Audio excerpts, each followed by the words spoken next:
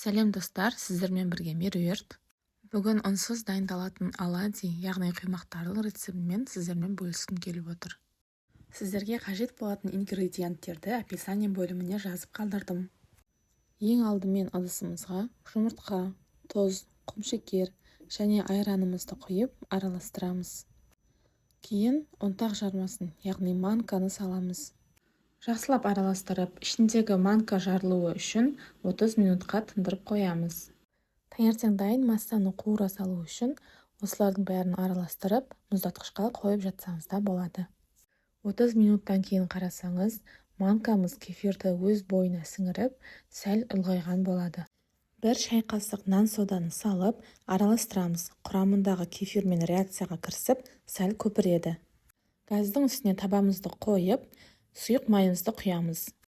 Осылайша домалақ формасында жайыңқырап массамызды саламыз.